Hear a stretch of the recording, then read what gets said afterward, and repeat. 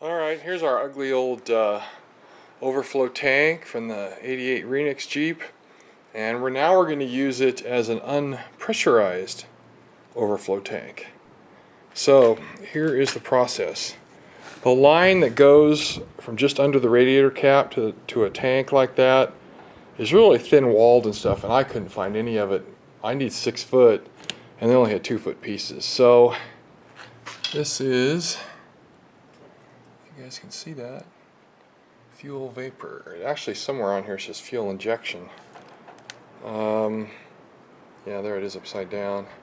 Anyway, $1.50 a foot. I used 5/16, which is a much better fit. And let me show you why. Under here, under the tank, is a 5/8 hose that I guess the factory stretched it over that 3/4 nipple. Man, that's pretty amazing. But anyway, what I've done is I made an adapter that'll slip inside of there. It'll go in there, clamp it down, and then it'll go inside of the fuel line and clamp that down. And that'll adapt the fitting under the radiator cap, the barb fitting, to this tank.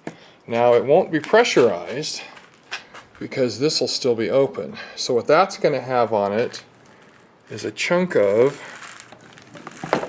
1/2 inch. I think this is supposed to be radiator hose, but it doesn't say. Anyway, that's going to fit over the end of this, and it'll cough out toward the ground like all the tanks do. I like the tank. It's something old from the old days and the way they used to do stuff on these Jeeps, and I didn't want to throw it away. A new one's $35 with tax. So it doesn't have to be watertight at all. Well, pressure tight. It has a small crack on the top, but I'm not worried about it. So it'll act like a regular overflow, unpressurized. Alright, here we go. Got it lightly clamped on there under the cap. Remember, this is an '88 Jeep, so I added this tank to the radiator so it had a modern cap on it.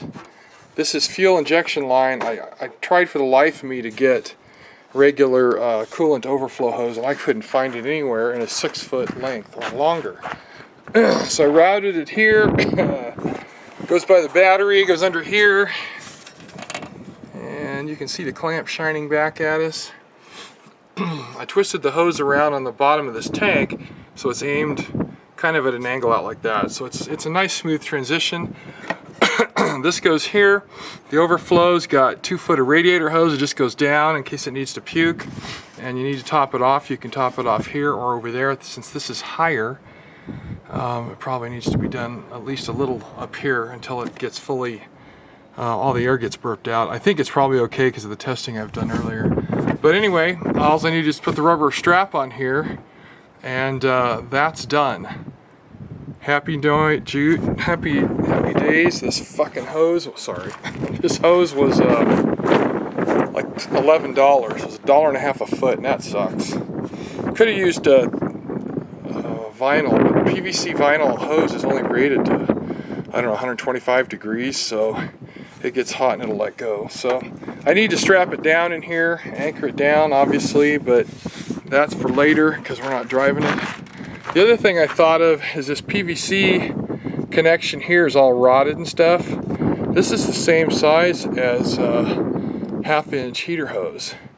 So what I'm going to do is take a razor blade, cut this piece off nice and clean, and then for the bend, I'm going to try to either put a coil spring in there or wind some baling wire into a coil, because it's soft. It'll keep the corner. Some springs will want to straighten the hose back out, and see if I can hook it from here to here inexpensively. I think that's a possibility. This is really cheesy hose, and it's 30 years old. Alright, well, that's it for right now. Just wanted to show you that the overflow system is done. So that officially makes the cooling system done. That's it. See you, bye.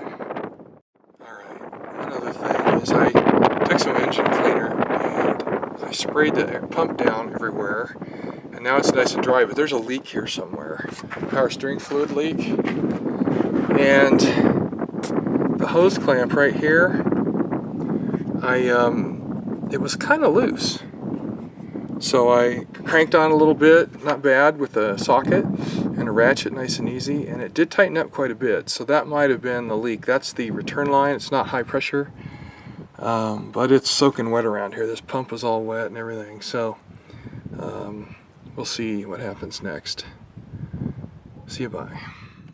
All right, the other reason you want to use 5/16 hose here if you're using fuel line is because the tab on your cap will hit this clamp as it is. So you got to slide the clamp out toward the end so when you push down it clears it, and I mean just barely.